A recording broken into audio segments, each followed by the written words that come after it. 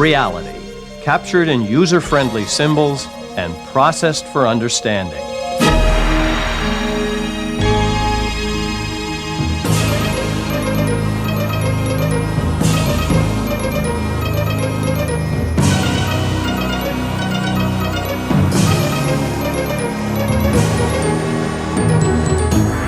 The Idea Channel. Would you please join me in welcoming Dr. Milton Friedman.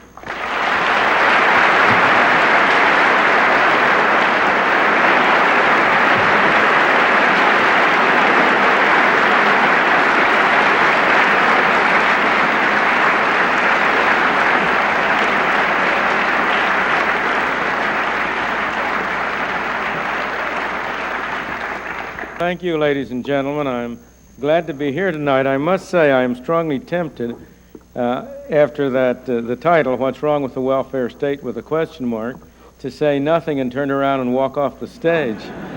That would make it easier on all of us. But I learned long ago that it was good policy to be honest.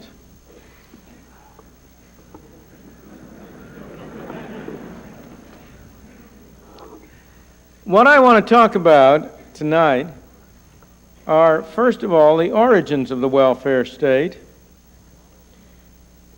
and second of all, why it is that the noble objectives which have animated the growth of the welfare state have produced results that disappoint almost everybody, regardless of whether they were initially in favor or initially opposed to the various measures. And finally, ask ourselves, what, if anything, is the alternative to it, and what can we do about it? As to the origins of the welfare state, they go a long way back.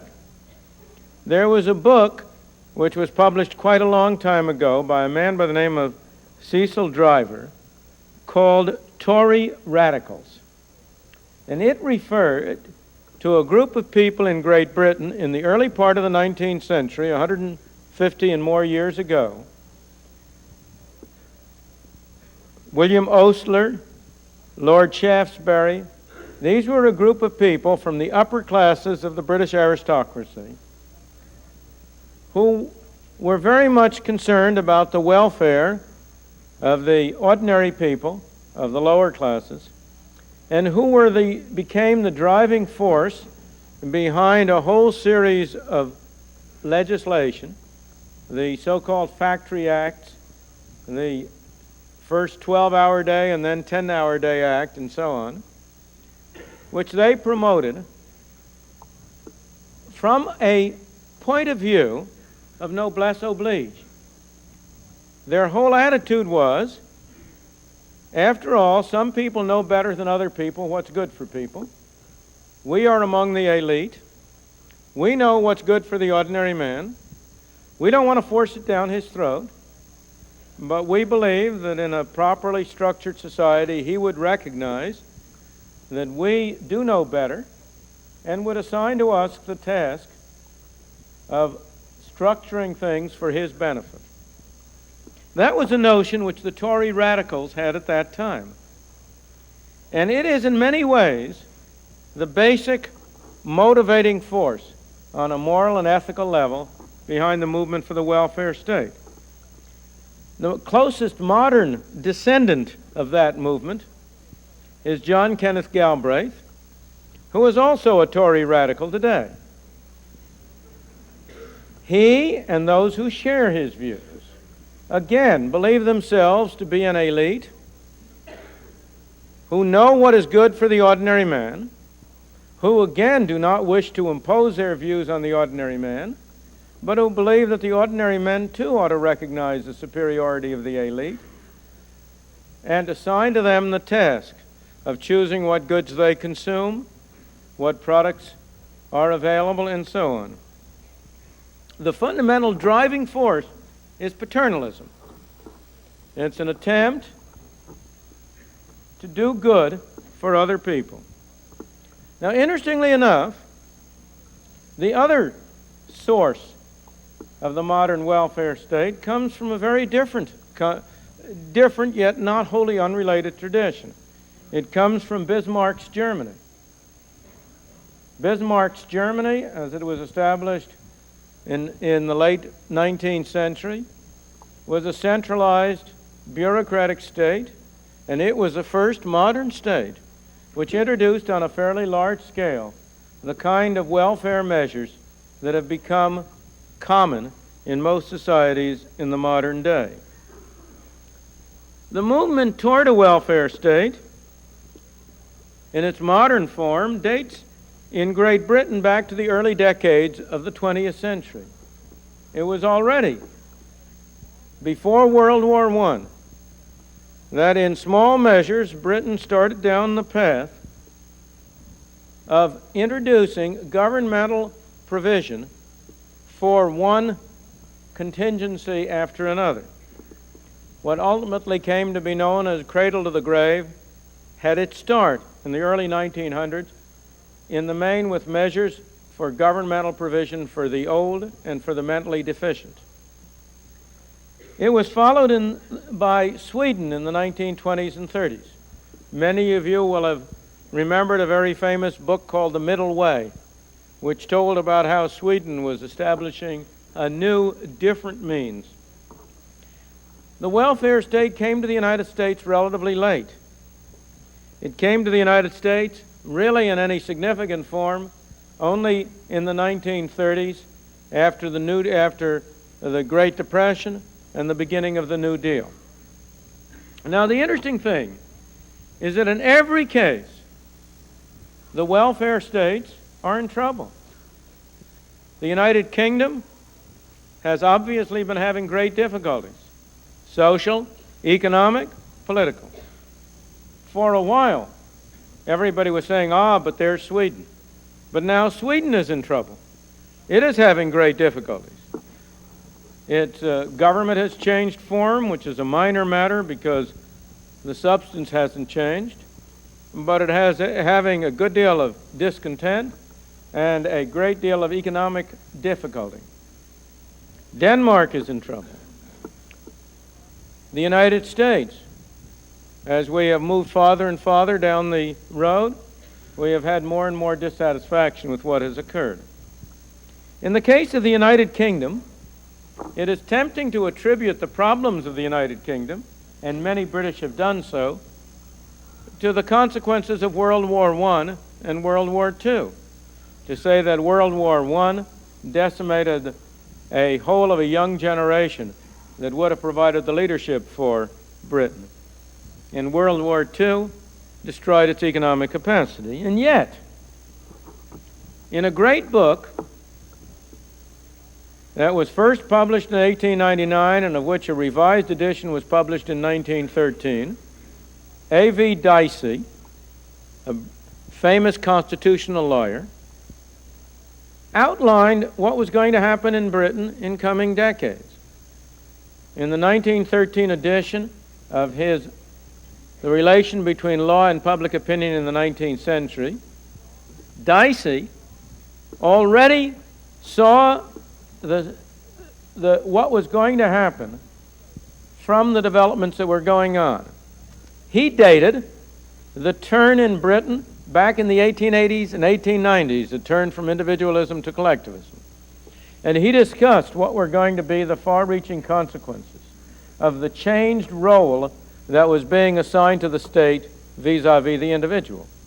And if you read that preface, that 1913 preface, there is nothing that has happened from that day to this that was not pretty clearly foreshadowed, so that it wasn't the war. In any event, Sweden is decisive evidence, because if it was the war that caused the problems in the UK, Sweden stayed out of both wars and indeed profited enormously on an economic level from them, and you certainly cannot blame the problems that have been arising in Sweden on the war. The thing about the welfare state is that when you start on this route, everything goes fine. To begin with, you are imposing taxes on 90% of the people, small taxes, and are able to give considerable benefits to 10% of the people. But the problem is that as time goes on, more and more people come in and either express a desire or given a chance at a part of the proceeds. So you gradually get to the position where 50% of the people are providing benefits to other 50% of the people, and then you ultimately get to the position where 100% of the people are paying taxes in order to provide benefits to 100% of the people. And you are then in that situation, which Frederick Bastiat described so well 150 years ago, when he said that government is that fiction whereby everybody believes he can live at the expense of everybody else. The question remains, however, what goes wrong? Why is it that such noble objectives lead to such disappointing results? After all, the objective of promoting the welfare of the ordinary man, of eliminating poverty and disease, providing security for old age and against mishaps of fortune, those are noble objectives. I do not believe that there is anybody who can regard them as undesirable. Why is it that the attempt to effectuate such noble objectives by using the machinery of government tends to produce results which are so disappointing? In my opinion, the fundamental answer is very simple. Using government to achieve these objectives means trying to do good with someone else's money. And when you try to do good with someone else's money, there are two basic flaws in the process. The first of those is that nobody spends somebody else's money as carefully as he spends his own. And therefore you are going to have waste and ultimately fiscal catastrophe. But the second is that you cannot do good with someone else's money unless you first take it away from them. And therefore, force, coercion, sending a policeman around to pick somebody else's pocket is at the very heart of the welfare state. And the situation becomes one in which bad means corrupt the good intentions. It's when you try to use bad means to achieve good objectives, the end result is likely to be that the badness of means will triumph over the goodness of the objectives. New York City provides a perfect illustration of this point. There is no city in the country that is more welfare state oriented. There is no city in the country, and few in the world, that have so long a list of programs allegedly designed to benefit those in a state of difficulty. Some 5 or 10 years ago, John Kenneth Galbraith, whom I mentioned before, wrote an article about the problems in New York, in the course of which he said that there was no problem New York had which could not be solved by having the government spend more money on it. Since he wrote, the budget of New York has roughly quadrupled, and the problems of which he spoke have gotten worse rather than better. Why? Well, in the first place, if the government spends money on it, somebody else has less money to spend. The government has been spending more money on these problems, but more money has not been spent on these problems. Because the government can get money to spend only by taking it away from somebody else. And since no one spends somebody else's money as carefully as he spends his own, it's not surprising that money spent by governmental officials has produced less satisfactory, less efficient results than than if people had been spending their own money. It so happens, of course, that New York has been, from this point of view, fortunate in not having one of those printing presses on which you can turn out green pieces of paper. So that unlike Great Britain, unlike Sweden, and unlike the United States as a whole, the fiscal problems of New York could not be concealed by inflation, by printing money and trying to acquire resources for a time with inflation. In the case of the United Kingdom, that has proved a very fruitful resource, and it has enabled Britain to postpone the evil day. But New York, fortunately, had no such recourse, which is why the results showed up more clearly and more sharply. In lieu of a printing press, all New York had were some senators and congressmen to go down to Washington. But given the great burst of sympathy for New York from the rest of the country, those missions to Washington were not uniformly successful. And the result is that on a fiscal level, New York is bankrupt. Whether it calls itself bankrupt or not is largely irrelevant. The fact remains that it is. It is bankrupt, not in spite of, but because of the attempt to do good with other people's money. That's the one of the consequences, a necessary consequence of the welfare state approach. But a second consequence is a loss of freedom. If you use force to effectuate objects, good or bad, there is going to be a loss of freedom. And New York has lost freedom, and New Yorkers have lost freedom in a double sense. The city of New York has lost freedom. The citizens of New York have lost freedom. They may elect a mayor, but he's a figurehead.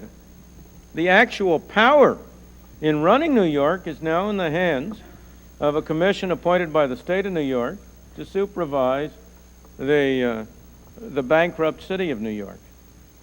And the mayor and the elected officials have very little power to do anything. So you have lost freedom in that sense. But the individuals have lost freedom in a more important sense.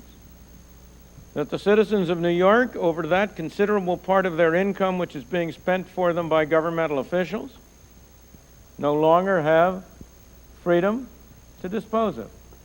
As individuals, they do not have freedom in the housing area to enter into contracts with their neighbors.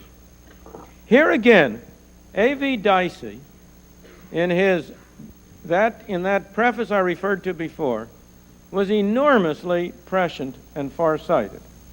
And I want to quote for you from his preface. He was talking about a measure to provide for mentally deficient people. State insane asylums, if you want to call them that, or the equivalent. And he wrote, "The Mental Deficiency Act is the first step along a path on which no sane man can decline to enter, but which, if too far pursued, will bring statesmen across difficulties hard to meet without considerable interference with individual liberty." If too far pursued, will bring statesmen across difficulties hard to meet without considerable interference with individual liberty.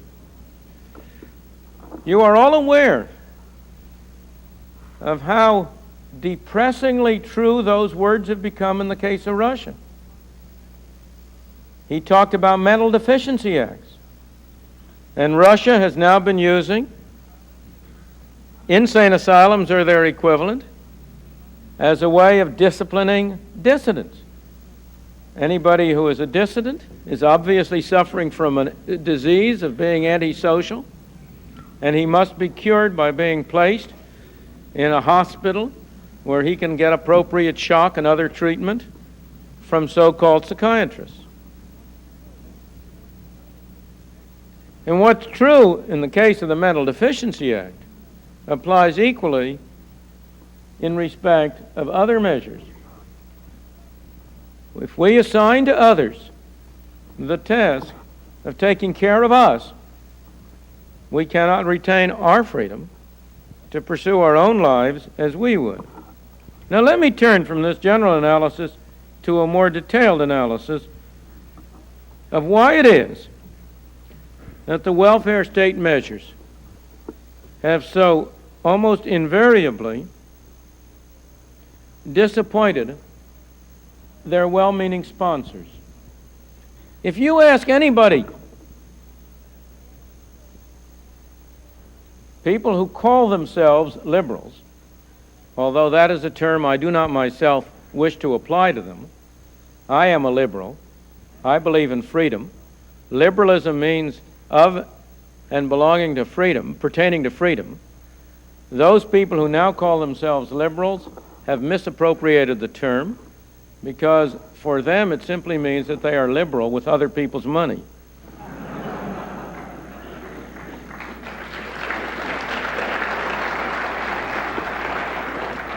But suppose you ask one of those people who styles himself a modern liberal, what do you think about public housing? Do you think that was a good program? Oh, he'll say, that program had some bad features. We had those wonderful houses in St. Louis, the Pruitt-Igoe houses. We had to blow them up. We have, in the course of public housing, torn down more dwelling units than we have put up. In every city and state of the country, public housing units have become a source of crime and indigence. They have done harm. I remember very, very well a personal episode along these lines when quite some years ago, I was in Los Angeles, not long after the Watts riots. And I went down I had a guided tour through the Watts area of Los Angeles.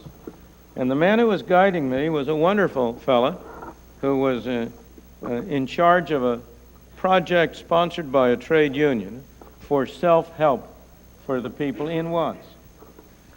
And I said to him, well, there are some houses over there. They look pretty good, those dwelling units, those apartments. And he said to me, that's the worst thing that ever happened to Watts, he said. Those are public housing. And then he went on. And he said, do you suppose it really helps the youngsters in Watts to segregate all those who are poor in one place? To take all the divided families? Because after all, a large fraction of the poor come from those in which the family is broken up. So you have all the children with only one parent, and their parents all put together in the one building, and they have only one another to work with. That's terrible. We need to have a very different kind of a setup. Well, what he said is right. Wherever it's been used, public housing has been a disaster. But if you ask the proponents of it, people who have been proponents of it in the past, they will agree. But then they will say, but that's because we didn't do it right. We ought to spend more money on it. We ought to have scattered public housing instead of concentrated. Or we ought to have this, that, or the other thing. And over again, you will find that the reaction is, what we've done in the past has not worked, but that's because we haven't done it right. We ought to spend more money on it. I can understand that attitude in the 1930s, the 1940s, when we were starting in this country on the road, and when we had not sufficiently absorbed the experience of other countries. But it is much harder to understand in the 1970s, when we now have 40 years of experience behind us, and we have seen exactly the same thing happen in area after area after area. Doesn't the time come when we have to say, it's not the particular program, it's the system that's wrong? Well, why is the system wrong? Fundamentally, it's because the laws of the market work as well in the political arena as they work in the economic arena. We have, all of us, had a tendency to look at economic organization and political organization in very different ways. When we come to the economy, as economists, political scientists, or whatnot, we say, well, it has laws of its own. We ask, if you change this, what will happen? And we say, of course, we will treat people in the market as pursuing their own interest. The worker will try to get the highest wage, the consumer will try to get the lowest price, the employer will try to get the best deal, the Producer will try to make the most profit. But then when we come to the political arena, we tend to look at it a little differently. We tend to say, well, now let's figure out what would be the right thing to do from the social point of view. Let's persuade our fellows to vote for it, and once we've voted for it, we'll have the results we want. But surely, we have to look at it from a different point of view. We have to say that people who are in the political arena are also people. They are also trying to do what's best for themselves. The politicians are in business. They are trying to maximize the number of votes they get, or maybe not the number of votes, but they're trying to act in such a way as to get enough votes to get elected. The bureaucrats, I don't mean that in any invidious way. I'll come and become more invidious about them later, but at the moment I don't want to start that way. You or I as a bureaucrat, if we're in that position, we're going to pursue our own interests. Now, in saying that we pursue our own interests, they don't have to be narrow interests. The great martyrs in the world have pursued their own interests as they have seen it. But everybody is going to pursue his own interest. As a great friend of mine, an economist at UCLA, Army Alchin, always says, there's one thing you can depend on everybody else to do. You can absolutely depend on him. You can always depend on him to put his interest ahead of yours. So, if we're going to analyze the political arena, we have to look at that as a different kind of a market in which there is also competition. If the government is going to distribute $1 million for whatever program, no matter how, it will pay people to spend up to $100 million to get it to go to them instead of somebody else. If goodies are going to be distributed, well, then you better go out and try to get your share of the goodies. If you have a perfectly operating market, if you have what we economists call equilibrium, you will end up just as equilibrium in the economic market leads to zero profits, so equilibrium in the political market leads to no net gain to anybody. Because you're going to distribute $1 million, people spend $1 million to get it, you're back where you started from. This is not a fanciful view. And let me give you a couple of very simple examples which aren't strictly in the welfare state area, but in which the same principle applies. Consider the issuance of TV and radio licenses. If you can manage to get the FCC to grant you a license for a TV station, under the law you will pay nothing for it directly to the FCC. That license will immediately be worth a considerable number of millions of dollars. We could name some fortunes in this country that have derived from that, and some of the names would even be known to you. Now, given that that's the process, it pays you. If you're interested in getting it to one of these free grants, so-called free grant, it pays you to devote a lot of effort and energy and money to making sure you get it instead of somebody else. And so you will go in for a big publicity campaign. You will wine and dine the appropriate legislators. You will see if there is some way in which you can indirectly get influence on the commissioners. You may put on a big program of getting public opinion polls, of developing a fancy package, and so on. You can see what happens. You spend money. And not only you spend money, there's only one of these going to be distributed, but it'll pay 10, 100 people to spend some money in order to try to get it. And on the average, it will pay the whole of them to spend as much money in total as the value of the TV license once distributed. Nobody has any net benefit, no benefit from that program. You take the case of urban renewal legislation. If you have urban renewal, first of all, it will pay you to try to influence and spend money on influencing the legislature to have the particular area where you've got some property you'd like to get rid of included in the urban renewal area. And I may say, in this game, there are universities, some of which I have been associated with, which have not been innocent of playing this game. Once the urban renewal legislation is passed, it will pay you to bid among one another to get the property which is going to be taken over. So that the first proposition is that if you are going to spend somebody else's money is going to be spent, there will be many claimants for it, and not only those to whom the well-meaning people initially intended it to go.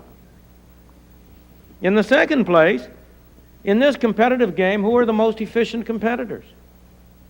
Is it the poor suckers at the bottom who haven't got any money? There may be no direct and close relationship between ability to compete in the political arena and ability to compete in the economic arena, but they're not wholly unrelated. Those people who have not had the qualities which enable them to succeed in the economic arena are not likely to have the qualities that will enable them to succeed in the political arena.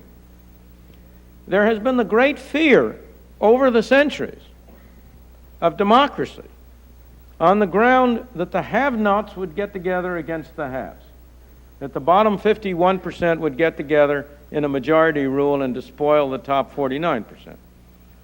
That fear has proved unjustified, and for very good reason. It's not a sensible coalition. If you're organizing an electoral coalition, that's a silly way to organize it. What you want to do is you want to leave out the top 5%, because the money you can take from them is more important than the votes they can provide. You want to leave out the bottom 44%, because, first of all, they're likely to be more easily duped with respect to providing them with your votes, but they aren't likely to be very efficient, good competitors. And then you form a coalition of the 51% in between and benefit that 51% at the expense of the people at the very top and of the people at the very bottom. A colleague of mine, George Stigler, in writing an article on this subject, called this proposition director's law, after another associate or relative of mine, my brother-in-law, Aaron Director, who first developed this idea that this was what you would expect to happen.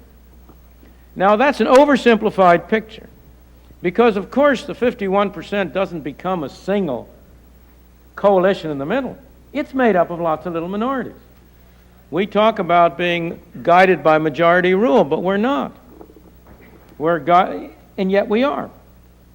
We are controlled, we are run in a political system, you are run by a majority, which is composed of a coalition of minorities.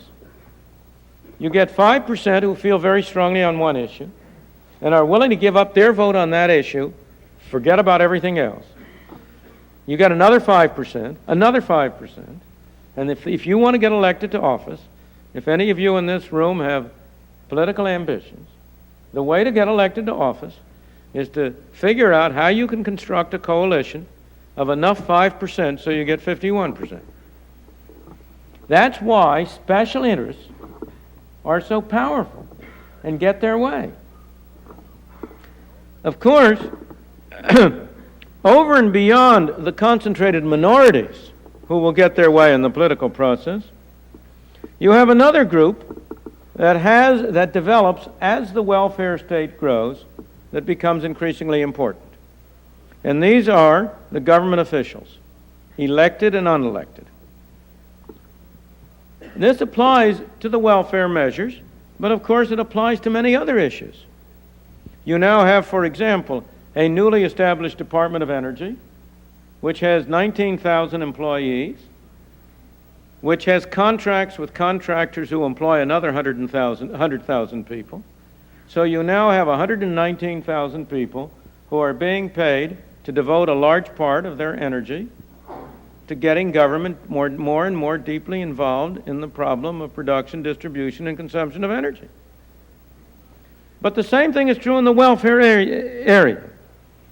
Some years back,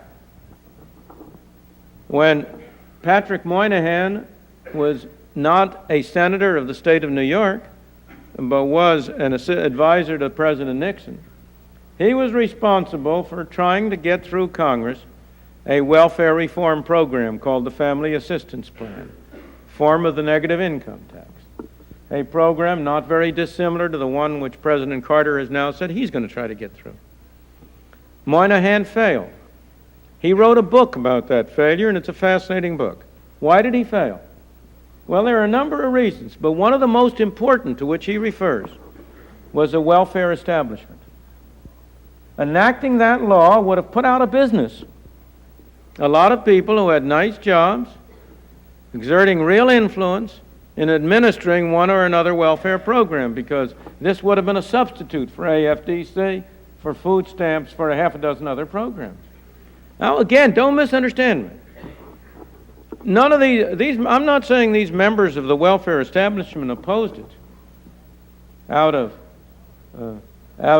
a deliberate malice or with the belief that they were doing harm. Not at all. But everybody is perfectly capable of persuading himself that what's in his interest is in the nation's interest. And the bureaucrats, here I am, I'm running a bureau. We're doing good work. We're doing important things. You mean to say you're going to put me out of business? That's not the way to improve the national welfare.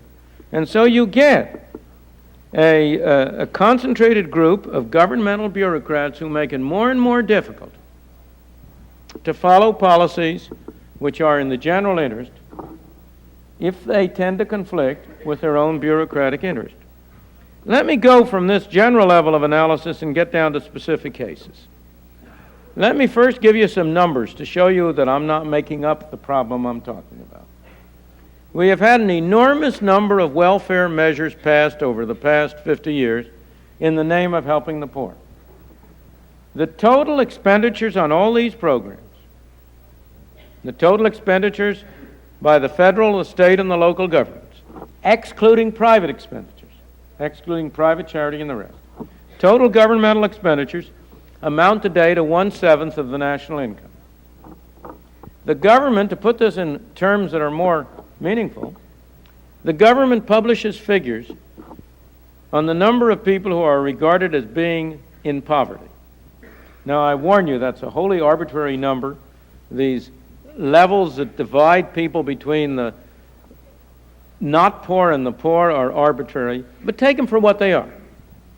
The government estimates something like 12% of the people are in what they call low-income status or poverty.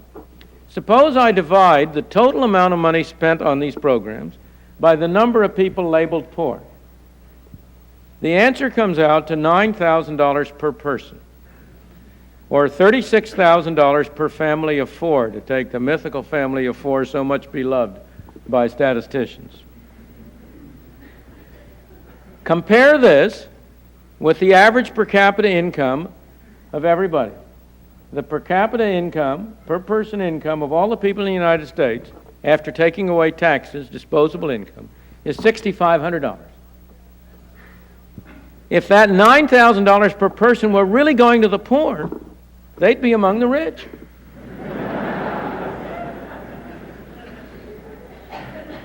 That income given to them would put them in the top 20% of the income distribution.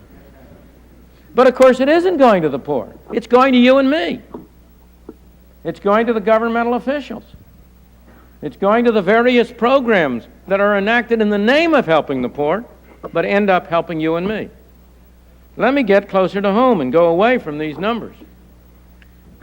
Consider one of the major programs, which in a way is not really a social welfare program, but yet it illustrates the general point so beautifully that I can't resist referring to it, and moreover, it applies to you and me.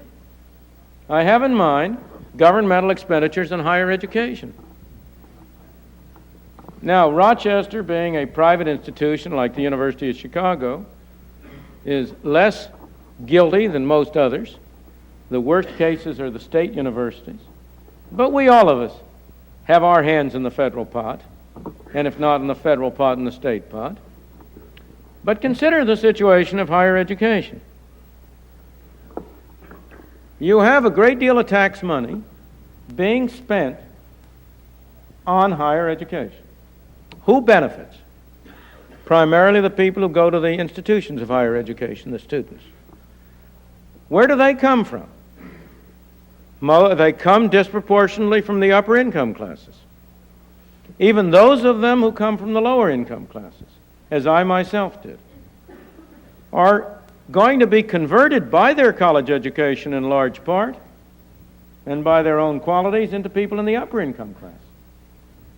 Those individuals from low-income families who have the ability and the energy and the drive to go to college are the richer ones of the low-income class. They are the ones who have personal wealth, personal qualities. In any event, the facts are clear. Graduates of college are on the average a very much higher income class than people who don't go to college. So what do? We impose taxes on everybody, including those who don't go to college, in order to subsidize the people who do go to college. As I say, when I want to be demagogic, we impose taxes on the people in Watts to send the children from Beverly Hills to college. That's a literally exact statement. There's no, it's put demagogically, but the facts are literal. A study in the state of California some years back showed that 50% of the students at the state universities of higher education came from the top 25% of the income scale, and 5% came from the bottom 25%. What's true there is true everywhere. There is no social program in this country, in my opinion, which is so clearly a case of imposing taxes on low-income groups to benefit high-income groups as government subsidies to higher education. Clearly a case of this middle coalition taxing the poor and the very rich to benefit themselves. Now that case is dramatic and shows these forces at work, and it also shows how hard it is to do anything about it. How many people in this room, how many of my colleagues at the various universities I've been, or your fellow students, are going to go out tomorrow and campaign for cutting down government expenditures on higher education? How often do you hear people in colleges, universities, or graduates of college and universities who will scream their head off about how we must have equality and down with regressive taxes, and we have to tax the rich and help the poor? How many of them have you heard denounce this utterly unconscionable program of imposing taxes on the poor to send people who are going to be well-to-do to college? Why not? Because we know that what's good for us is good for the country. I think it's a good thing that everybody should have an opportunity to go to college, if he has the will, the capacity to do so, provided he's willing to pay for it himself. If he can't do it in advance, fine, let's set up mechanisms whereby we can finance him through college in return for a commitment on his part to pay it back later. And we can go into details about the form and so on. I'm just trying to get at the principle of the thing. Let me give you some other examples. A major one of these programs, the most expensive, is Social Security. Now, Social Security is a case, as you may know, and it's one of the most extreme cases of misleading advertising that I know of. It's not social, and it's not security. What it is a combination of a bad tax and a bad relief program, a bad distributive program. It is sold as if individuals who pay Social Security taxes are paying for their own benefits that they're going to get later on. That's the language in which the Social Security Administration sells it. That's extremely misleading. What's happening is that people today are paying taxes on their wages. People today are receiving payments from the government. The relation between the taxes Mr. X pays and the benefits to which he is entitled is very, very slight. There is a tiny bit of a relationship to maintain this fiction. But on the whole, there's very little relationship. Two people who pay the same amount of money in through their lives may get very different benefits. But let's leave that aside. I want to go to the point I'm talking about the tendency for us, and for those of us in the middle class, to impose programs that benefit us at the expense of people below us. Social Security does involve a very large transfer from the young to the old. That is, today's young pay taxes, which go to pay benefits to the old. But over and above that, it involves a very substantial transfer from low-income groups to middle-income groups. How come? Well, consider. At what age does a young man or young woman from the lower-income groups go to work? 16, 17, 18. He or she will start to pay Social Security taxes at that time. At what time do we go to work, or do our children go to work? You and they stay protected in schools, stay at college. They generally start to work at 24 or 25 maybe, and then they start to pay taxes. If you do a little actuarial calculation, as nowadays you can all do on one of those handy Hewlett-Packard calculators, you will discover that the effect of this is to make the total payments of those who start early about a third higher in actuarial value than the payments of those who start later. But that's only half the story. Have you ever looked at the statistics of average length of life? Who do you suppose has a longer expected length of life, those in the lower income groups or those in the higher income groups? Those in the higher income groups. As a consequence, those of us in the middle and upper income groups pay less taxes because we start paying later, and we get more benefits because we live longer, with the end result that you have a program enacted in the name of helping the poor and keeping the poor out of the poorhouse, which has the effect of benefiting middle-income groups at the expense of relatively low-income groups. Now, over and above that, there are lots of inequities. There are lots of people in the middle-income groups who don't benefit, some in the low who do. I'm not saying there isn't. It's an enormously complicated program, and there are many different considerations. But taken as a whole, it's a marvelous illustration of the tendency for legislation enacted in the name of helping the poor to turn out to be a way in which middle-income people help themselves. The only program I know of for which a good case can be made that the people who get the money have lower average incomes than the people who pay the taxes. The only program I know of is direct welfare, AFDC and direct welfare. And it's not an accident that that's the program which draws the greatest opposition and to which there is the greatest discontent on the part of the population as a whole. Now, it is a lousy program, I agree. So are all the others. It's no worse than the others. It is. There is a welfare mess, and I have, as you may know, long been in favor of major reforms of the welfare program, of substituting a negative income tax for the whole collection of programs. But my point is that that's the only one I know of. And it's only a small fraction of the total expenditures on program labeled as being for poverty. Over and above the waste of resources through these welfare state measures, they have further effects, which I think are very serious from the point of view of the maintenance of a free society. In the first place, calling on the government to solve problems strains that social fabric of agreement on basic values that is necessary to maintain a stable society. In order to have any kind of a stable society, you have to have people agree with one another. You have to have them have a certain minimum common set of values and beliefs. And you want to avoid straining that set of beliefs. Now, the great virtue of the market is that people who hate one another in other respects can cooperate with one another on the market without any difficulty.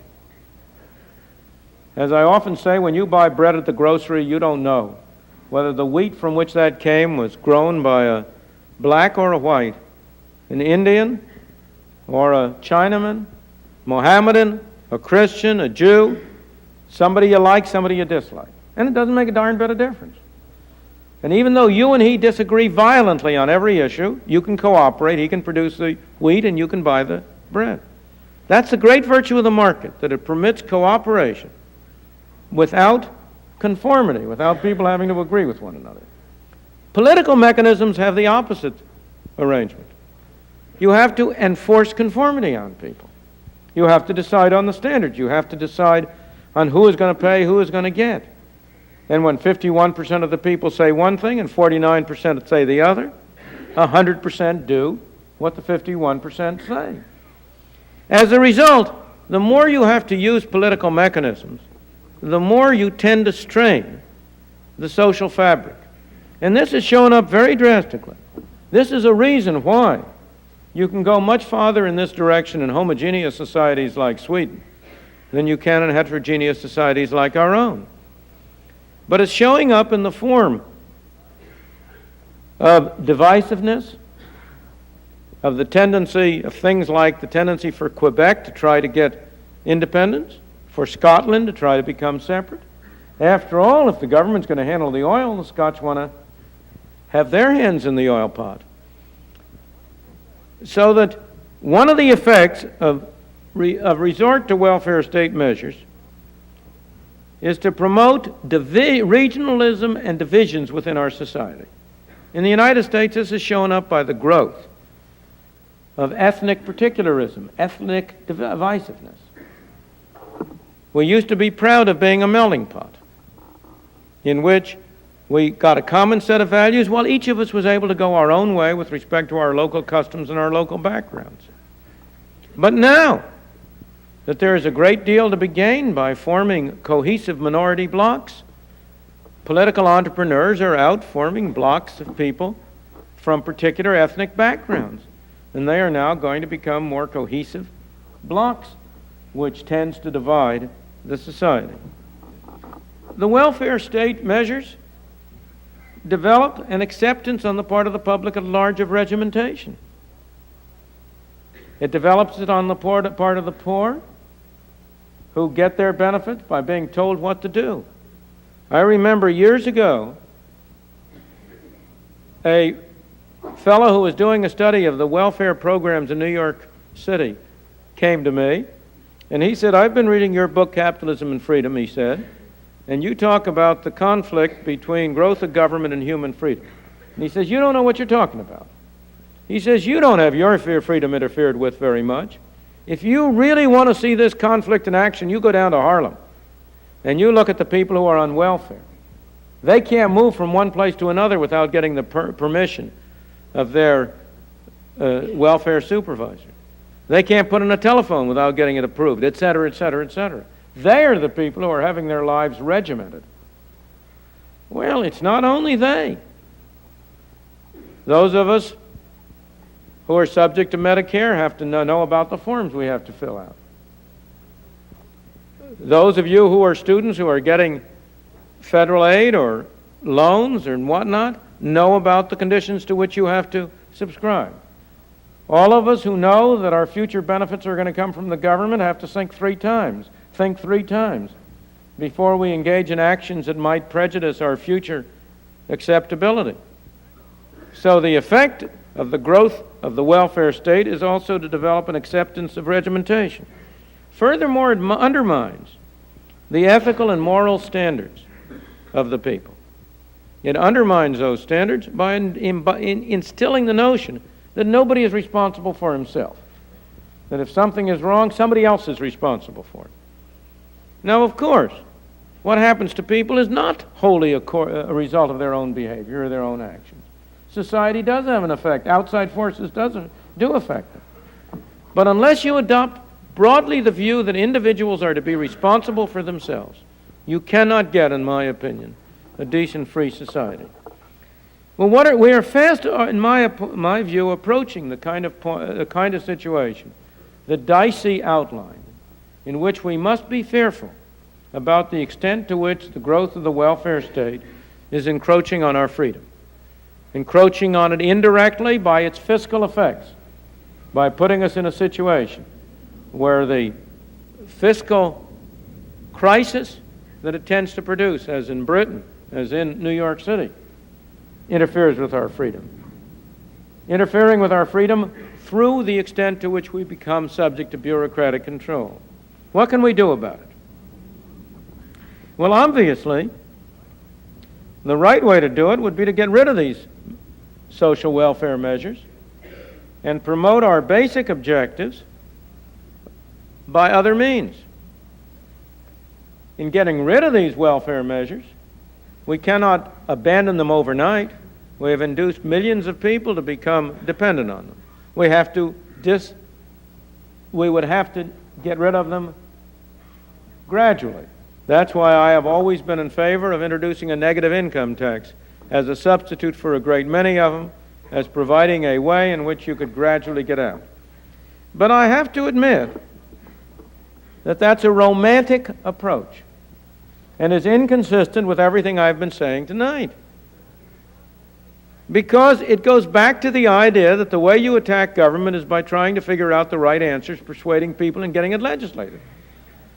And we know that isn't the way government works. What we need to do is to look at an objective analysis of the forces set in motion that may lead to a reversal. And there are forces set in motion, very strong forces. Because as the welfare state moves and grows, you get bigger and bigger taxes with fewer and fewer benefits. And people don't like to pay the taxes without getting the benefits. And therefore, the objective circumstances develop under which you can have a tax revolt. You have seen that, and I think that Great Britain may be giving us a very favorable example from that point of view. Here you have a situation in Great Britain. Great Britain went much farther than we did. In the United States, total government spending at all levels has gone to 40% of our income. In Great Britain, it went up to 60% of their income. Great Britain had a much more severe financial crisis than we did. Its inflation reached something like 25% a year instead of ours just a mere 12% a year. Great Britain has, as a result, had enormous pressure on its political system. And the Labour government of Great Britain in the past 2 years, for example, has behaved in a way to reduce the ratio of government spending to income and to reduce the welfare measures. So I think that there is some chance. And that chance, I think, derives from the impact of two things: the inefficiency of government, which causes discontent with government policies, and the burden of taxes, which cause a tax revolt. In thinking ahead to alternatives, I want to close on a different note. The objectives of those well-meaning people who were behind the development of the welfare state are good objectives, and we must not denigrate them or lose sight of them. What is needed is a recognition that there are other ways of promoting those objectives than the use of force and the use of government. There is a strong tendency to believe that you either must have the government do it, or else at the other end, you have only narrowly defined market activities with everybody looking after himself. That's wrong. There is a great middle ground. There is a great area in which you can have voluntary activity by individuals who cooperate with one another for common purposes. That is what we have always had. The 19th century in the United States, when government spending never reached more than 10% of the national income and federal government spending never reached more than 3%, when we had essentially no welfare state measures on the federal level certainly, and few on the state level, was the period, that 19th century was a period of the greatest outburst of eleemosynary charitable activity that the world has ever seen. You had the great development of non-profit hospitals. You had the foreign missions. And you had the establishment of great universities like this one. The market is an effective means for voluntary contribution in promoting charitable activities as well as all other activities, and in trying to reduce the role of government. One of the worst things, in my opinion, that has happened as a result of the welfare state is the destruction of private mechanisms. What we need to do is to strengthen those and use those instead of the compulsory mechanisms of the state. Thank you.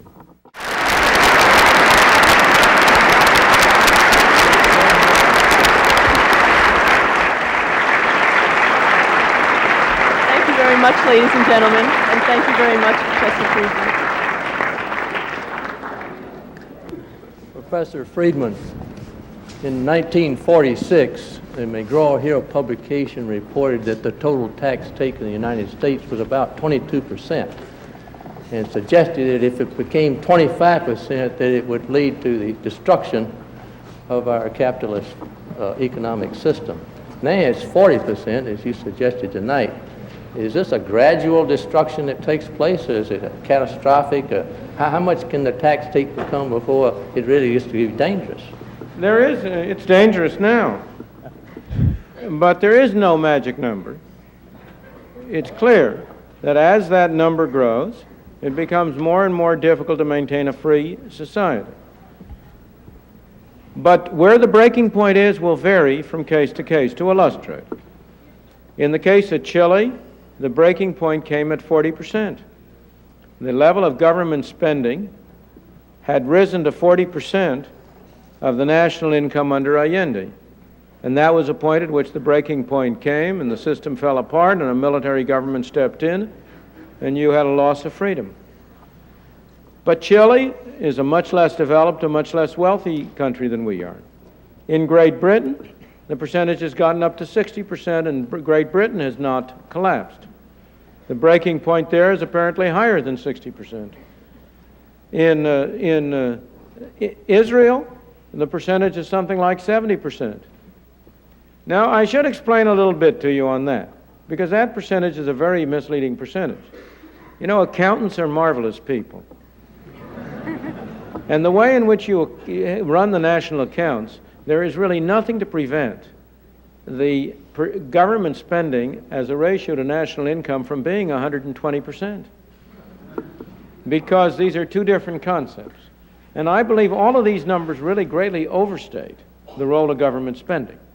They don't overstate the role of government influence. Now, the other thing that needs to be said is that government can have a lot of influence over your life without spending any money. Those two are quite different. For example, every automobile you drive has maybe $500 or $700 of equipment on it that is mandated by the government. You paid for it. That doesn't enter into government spending. Or again, the administrative body that administers the Interstate Commerce Commission doesn't spend much money, but its effects has been to destroy the railroad industry, so that you can have great effects without spending money. So the simple answer to your question is that there's no magic number, but the larger it is, the more dangerous it is. Yes, sir. I have a question about public housing. Sure. I agree with you when you say that the number of dwellings destroyed is greater than the number of dwellings put up. But you are comparing the number of dwellings that are destroyed are 3-story apartment buildings left over from the 19th century. And the dwellings that are put up are about 20 stories high and have about 8 families per floor. Oh, I mean the number of dwelling units, not the number of buildings. When I spoke, I was not careful, and I should have been. I meant the number of dwelling units, where a dwelling unit is something that houses a family. So in the case of the buildings you're talking about, I wouldn't count that as one 8-story building versus one 3-story building. But the number of dwelling units built is less than the number destroyed. How does that improve the housing? Maybe you dislike the public housing because of the institutional look to it, and that it looks more like a hotel and looks less homely. But the alternative that has nothing to do with it. The alternative is either you have a public house or you have a badly maintained apartment building by an absentee landlord. And there are no dwelling units in this country that are more badly maintained than public housing dwelling units. In the South Bronx, people are burning their houses. Of course, why? They are burning their houses to move into public housing. Of course, but why are they burning those houses and abandoning them? Why? They're badly maintained. No, sirree. Because you have rent control in New York City, which makes it uneconomical to maintain the houses and means that the only way in which you can get any money out of them is by burning them down. Also, an absentee landlord is very... Absentee landlordism, of course. But you mean to say that the public housing units are not absentee landlords?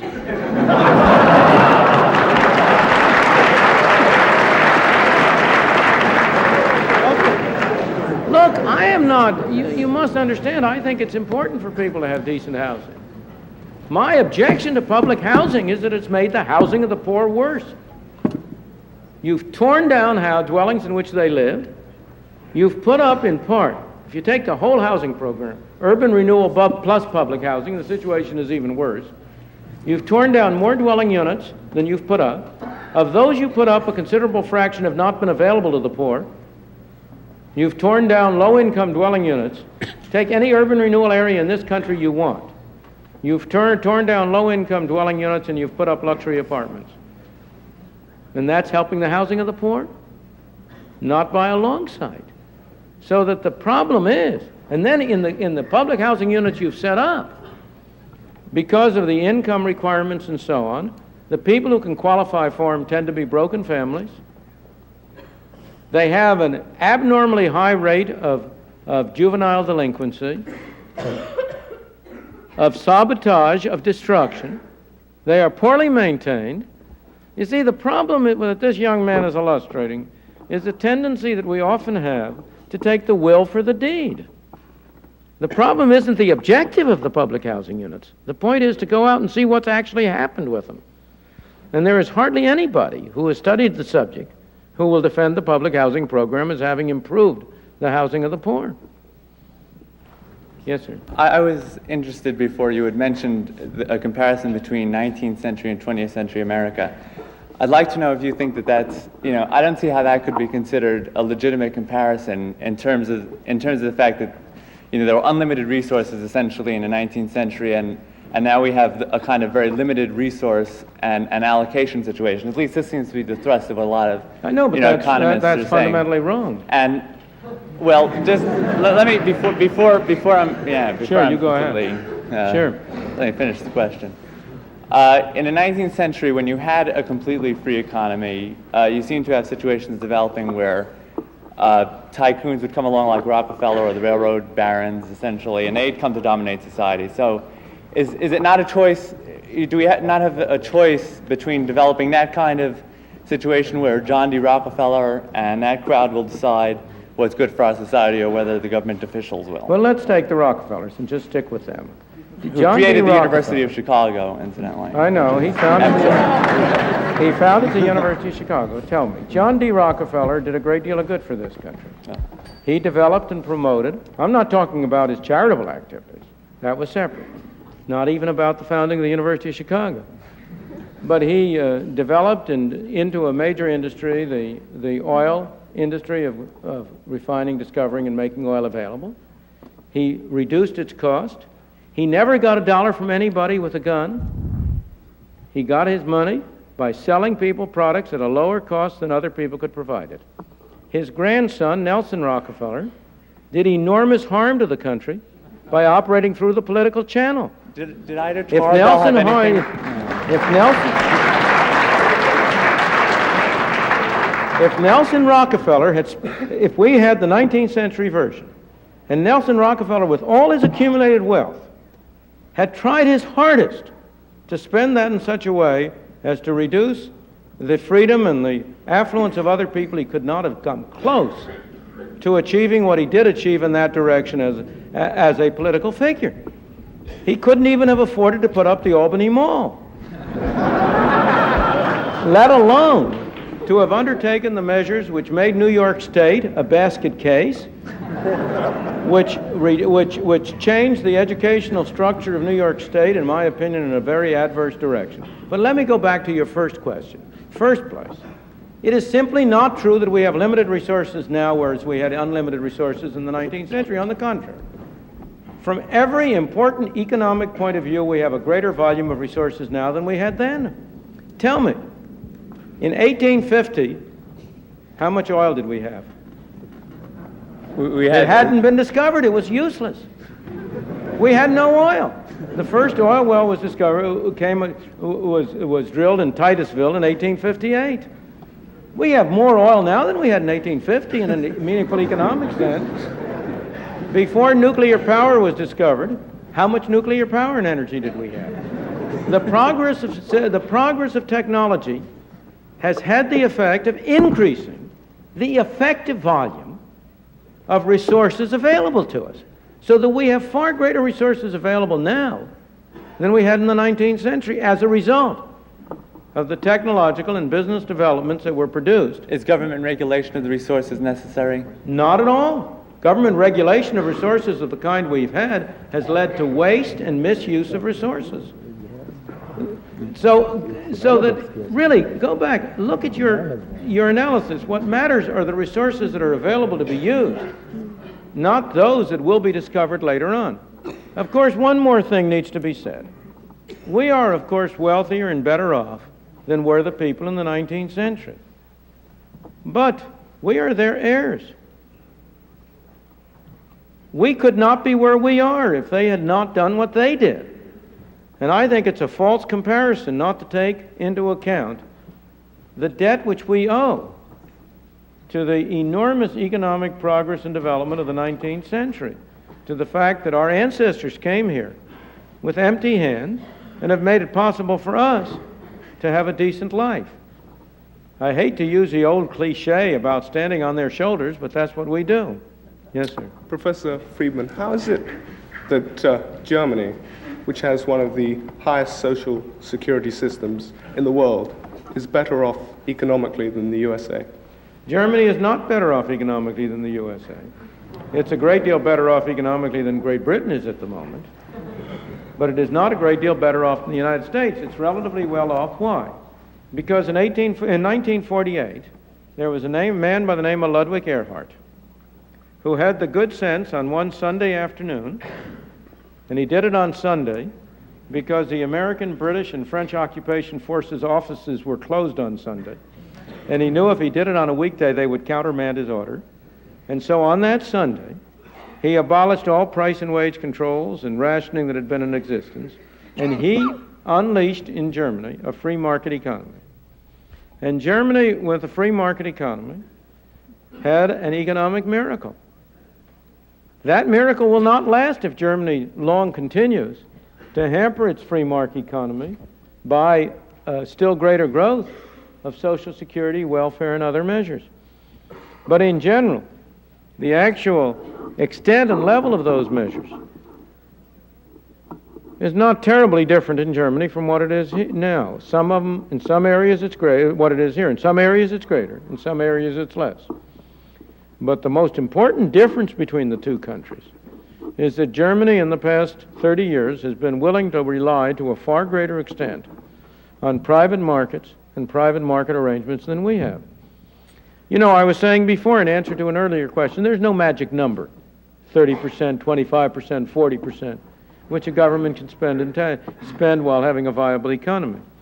How much it can spend depends on the other policies which it follows. It depends also on the attitudes and structure of the people. As I was saying, with a homogeneous people, you can go much farther than with a heterogeneous people. So I would say that Germany has done as well as it has, despite and not because of the welfare measures you were mentioning. In America, it has been argued by some that there are no pervasive values that would form the basis of the private sector performing in the altruistic manner you think it will. But instead, the only pervasive value in this country is material self-interest. And therefore, the private sector is not inclined to perform in the altruistic way that you think it will. And as a result of that, the welfare state has sprung up as the only alternative for the disadvantaged in the society. Well, let's look at the situation. Was it a pure interest in material welfare and self-well-being that built the University of Rochester and the thousands of other private universities around the country? Was it the material interest in immediate self-welfare that produced the private non-profit hospitals around the country that were so prominent a feature, let alone the Carnegie libraries, let alone all the others? It's quite the opposite. There is no question about the evidence that the United States has had a unique, almost unique, experience of private charitable eleemosynary activity on a broad scale. But now I come to the other score. Again, you are looking at it in terms of objectives and not results. You are assuming that these welfare programs do help the disadvantaged. You are assuming that government activity helps the disadvantaged. If I take people of your race, in what respect are the black people in this country most disadvantaged? In respect to the kind of schooling they can get. Why? Because that schooling is provided by the government. Where do you get the idea that the disadvantaged are being helped? The blacks are in the first place forced to have bad schooling because the state provides it. In the second place, having been put under that disadvantage, they are being prevented from getting on-the-job training by a minimum wage law, which is the most anti-Negro law we have on our books, all in order to help the poor, no doubt. That's the purpose of it. That's said to be the purpose of it. But what's the effect of it? So what I am trying to say to you is that it's all very well to talk about using the state, but explain to me how it is that a people who in their separate lives are driven only by material self-interest are somehow in their collective capacity driven by altruistic impulses. How do you reconcile the one or the other? See, the basic situation as it appears to me is almost the opposite. Most people are selfish in a narrow material sense. And when the government is run by most people, when you have a majoritarian democracy, the government is going to reflect their preferences and their taste. The only way in which you can have non-material values become effective is by having a society in which a minority can express itself. Which are the most materialist countries in the world? There is no country in the world more materialist than Russia. All it talks about is its 5-year plans, its material accomplishments, its material plans. It is not altruistic. On the other, so that at any time, in any society, I don't care what it is, the fraction of the public that is going to be interested in the well-being of others and in things other than their fairly narrow self-interest is going to be a minority. And the question is, how do you construct a system in which that minority is least hindered?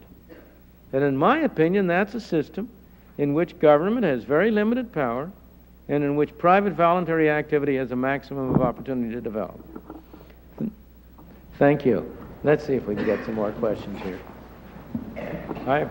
Yes, sir. Given that the best intentions of the government has failed to provide adequate The government housing, has no intentions. Only people have intentions.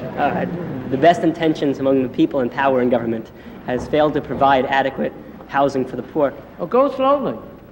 I never talked about the best intentions of the people in power in government. I talked about the good intentions of the people who promoted that legislation. Once you get legislation, the people who get in power in government are people who want power, not people who have good intentions. Yeah. That's a very different thing. Though it's not really the question I had in mind. Okay.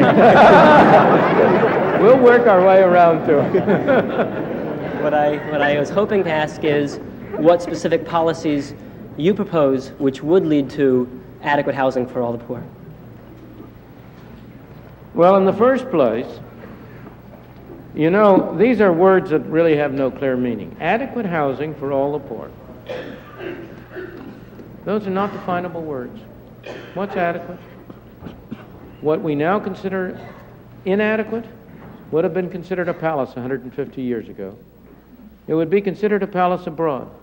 I don't know if you all know the story about the movie that was made out of John Steinbeck's Grapes of Wrath. And it was shown during the war, or I think shortly thereafter, but I think during the war in the Soviet Union. And it had to be withdrawn because the people were so excited and interested about the quality of the clothes and shoes that the Okies going out west were wearing. It backfired. So adequate, poor, the average, the income which we now use in this country as a governmental standard to separate the poor from the not poor is higher than the average income of all the people in the Soviet Union. It's decidedly higher than the average income of most of the people in the world. These are not absolute standards, they're relative. So you have to ask a very different kind of question. What kind of system will give the widest range of people the greatest opportunity to make the most out of themselves, out of their own capacities, their own resources? What are the plans for doing that? I'm not going to try to have a program which will give adequate housing to the poor. I want to have a system under which individuals can have as much opportunity as possible to develop themselves, and in which other people can have as much opportunity as possible to help other people. And I say that system would be a system of essentially free enterprise, private enterprise capitalism with a very limited government.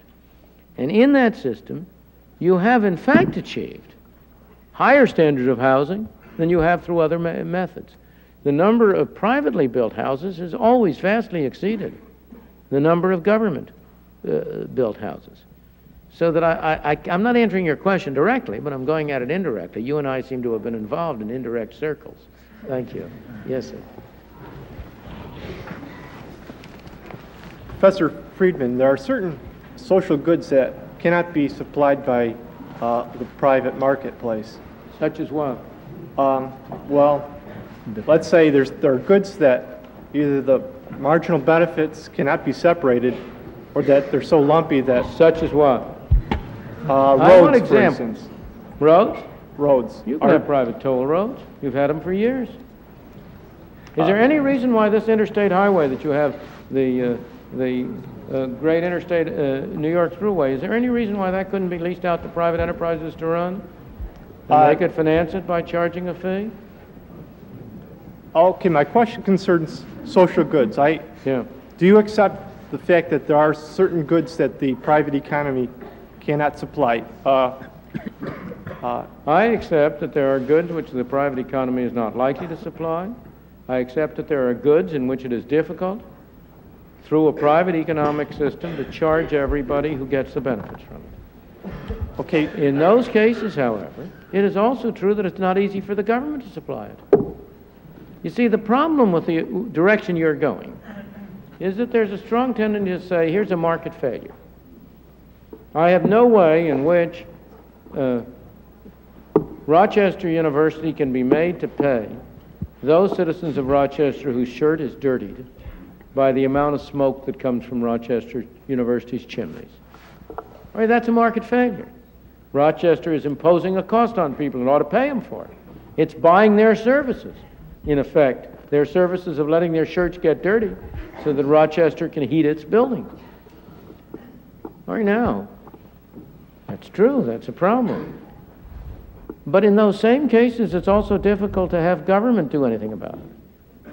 And if you're going to consider cases of market failure like that, you have to put into the balance the fact that when government seeks to achieve an answer to it, you're likely to have a government failure. I agree. Yeah. Okay, I was leading up to this question. Okay, considering that there are externalities, like as you said, pollution. Right.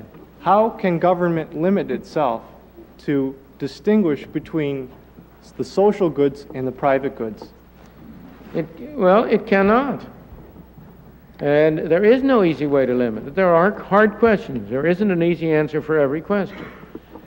And my answer would be to you twofold. It would be, first of all, if government decides to do something in that area, it will do least harm and most good if it does it via effluent charges or the equivalent, rather than via setting standards or imposing specific requirements. Second, government ought not to step in and try to do anything unless there is a very, very strong case that the net disadvantages, the net third-party effects are of significant magnitude, because the costs of doing it are significant. Government is going to do it imperfectly, and you're comparing one imperfection with another. And I think we've had a great deal of experience by now, which suggests that you're about as likely to make matters worse as you are better. That's not a clean and neat answer. And I don't think you can get a clean and neat answer, because I think in all of these cases, you're dealing with a balance sheet in which there are certain advantages of the proposed action, there are certain disadvantages, and you have to weigh them up. And all I'm urging is that you make sure you look at both sides of that balance sheet and not only at one. That you don't take the naive view, which so often is taken, that lo and behold, there's an evidence of a market failure, boom, government should step in and do something about it. without taking into account the possibility of a government failure as well. Thank you. If the middle class control this coalition that you were talking about earlier, why are they so upset with the way the government is handling their life and their share of the pie? I was explaining that to you earlier, and that was because they really don't get anything out of it. They're all, each one separately, you see, it's a fallacy of composition. It is true, every individual program works this way. But what you gain on the one, you lose on the other. And the problem is that you have a system under which each one of us tends to have concentrated interests in certain ways, and the costs are diffuse. And therefore, each one of us gets our program, but at the expense of paying everybody else's. Right. And so the net outcome is that we may be worse off. And what you have is a situation in which you have, as it were, a local equilibrium, but you don't have a global equilibrium, in which there's a drastic rearrangement, which would make everybody better off. Right. But if that's the situation, why can't we find a method to overcome all these impediments and arrive at this global equilibrium? Because if I everybody hope we believes can. The purpose of my talking this way, and of your listening, and of our trying to persuade one another, is to try to see if we can find a way to do it. And I think the way to do it is to try to wrap these programs together and have attack it through some kind of constitutional limitations on the aggregate amount that can be spent in these ways. Thank you.